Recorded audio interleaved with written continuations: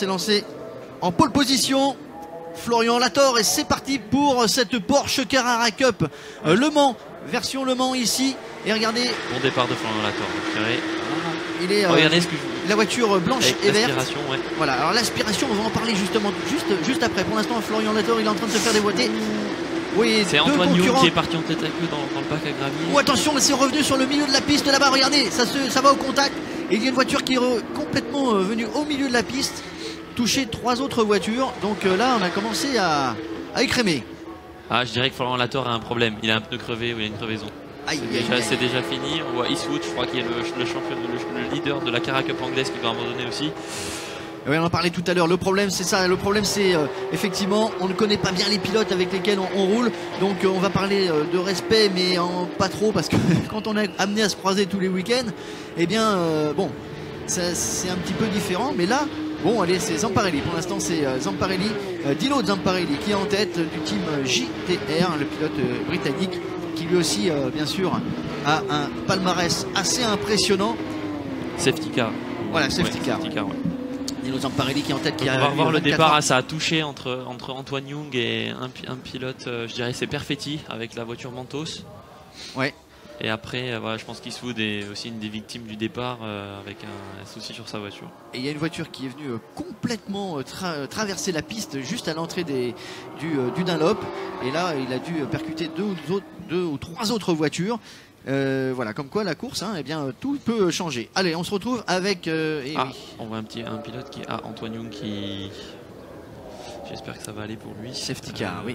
Oui, ça va très très vite. Donc automatiquement, on peut avoir des blessures. Là, on est parti pour un safety car. Regardez, on essaye de maintenir un petit peu la température sur les pneumatiques. Voilà, ce qui est important, c'est qu'il n'y a pas eu encore de départ de course, il n'y a pas eu encore de tour de course. Donc maintenant, c'est garder les pneus en température, surtout les pneus avant, qui sont capitales sur la Cup. On vous en parlait, voilà le poleman, voilà le pilote français qui avait réussi la pole, Florian Lator. Et bien regardez, il a complètement explosé son pneu arrière. Alors il va pouvoir bien sûr revenir par les stands, mais sous régime de safety car. On ne peut pas se doubler. Mais, oh là là, regardez, la voiture 999, eh bien c'est tout simplement, alors, ils avaient déjà eu des problèmes pendant les essais libres, il y avait un problème d'embrayage. Et bien c'est le chypriote Larnaca qui lui, eh bien, va t'imposer. On revoit le départ ici, regardez, beaucoup d'action. Et regardez bien à droite, la voiture, elle est revenue. Et elle a coupé, voilà, on le revoit sur ces images. C'est ce que j'avais aperçu au départ. Et là, c'était un strike complet. Il y a beaucoup de voitures qui ont abandonné dans ce premier virage. Et on voit c'est Antoine Young qui était en tête à queue, qui n'a rien pu faire malheureusement. Et La sélection Porsche France, je l'ai faite aussi à l'époque. Donc 8-9 pilotes qui s'affrontent en piste, médias, physique. Et le pilote qui a le meilleur package pour représenter la marque Porsche France pour la saison suivante en Carrera Cup reçoit un support financier. Et un soutien du parrain de la Carrera Cup France qui est Patrick Pilet, pilote d'usine Porsche. Voilà, et on a vu à l'image justement cette voiture 977 est très très sale.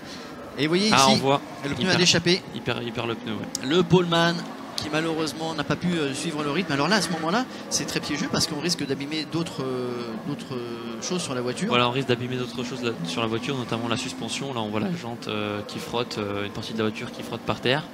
Après voilà, les mécanos de chez Almeras vont soulever la voiture, regarder si tout va bien et dans ce cas là remettre un pneu et il va repartir en queue de peloton. Là une autre voiture qui a des stigmates, c'est la voiture numéro 17. C'est vrai que c'est un peu compliqué aussi.